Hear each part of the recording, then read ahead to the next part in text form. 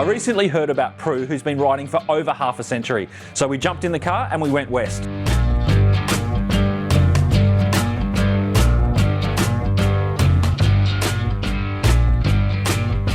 We continued going west. We went a little bit north.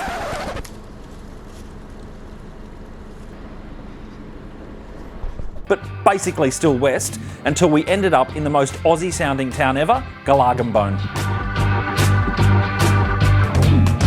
My name's Prue and I've been riding for just over 55 years. That was my father's decision. He was a motorcyclist in England when he was a youth, until the family started to arrive.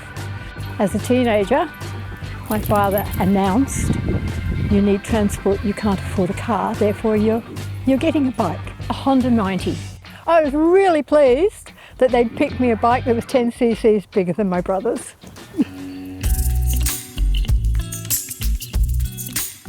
Lots. Oh well, Hondas, Kawasaki's, Triumphs, Norton, Beezer, Motor Guzzi, Honda again.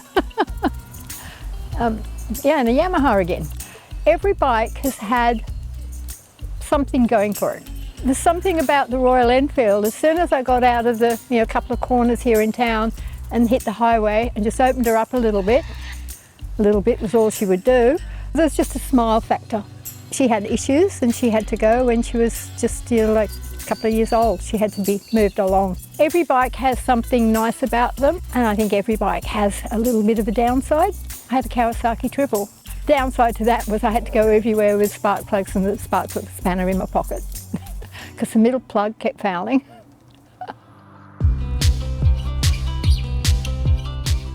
Honda CMX, 500cc twin, chain drive, liquid cooled, 6-speed, fuel injected, weighs 190 kilos.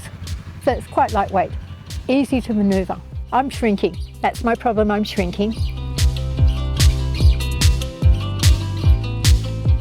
Before I got my first bike, he said, if you're going to own a bike, you have to understand how it works, right? He was quite good at imparting information. So I had to stand there next to him.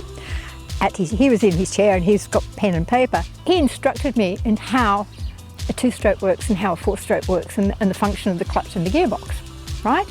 And then later, when I started blowing pistons, I got practical lessons in how to fix things.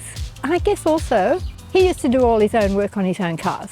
So he'd be there in the garage doing this, and he'd explain why he was doing this and how we got to doing this. And I realised later on that, yeah, I do know how to take valves out of a head, because you use this thing and it compresses the spring and these little things called collets that fly off into the distance in the garage.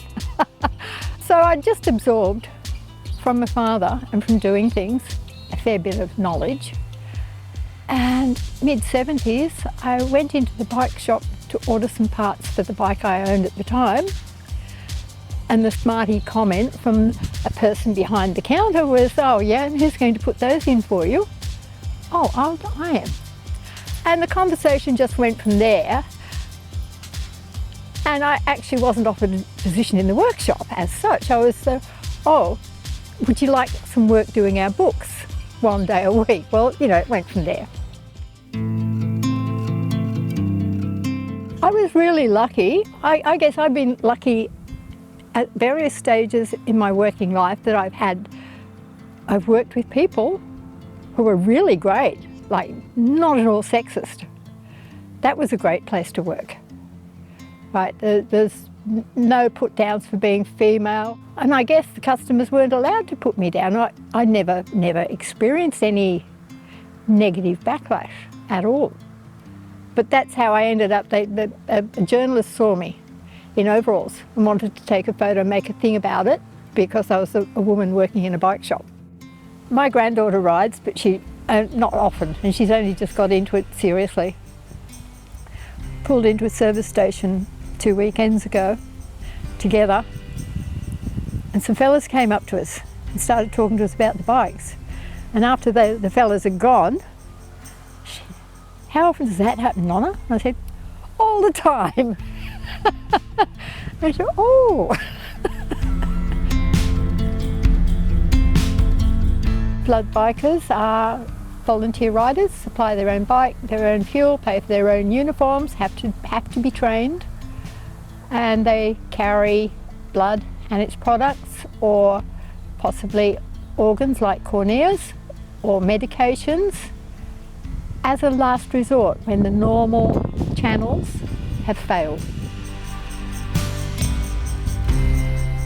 Sort of half thinking I wouldn't mind doing a riding tour in India, but not on a Royal Enfield because they're too tall and they're too heavy. There's lots of places I'd like to ride. I mean, there's lots of places I'd like to revisit. I'd love to go back to India, like to go back to the States, like to go back to England, lots of places. By myself. I don't like group rides.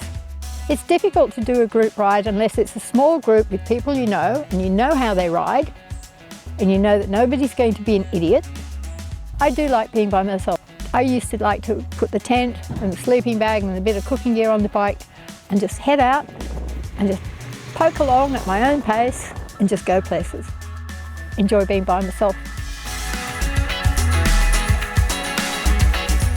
Oh, just happy. Makes me happy. Yeah.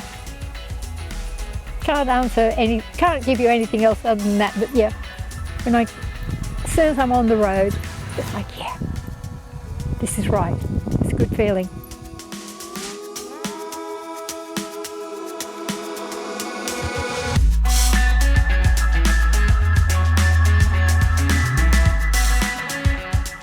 I hope you enjoyed Prue's story. If you did, give us a thumbs up and subscribe to the channel.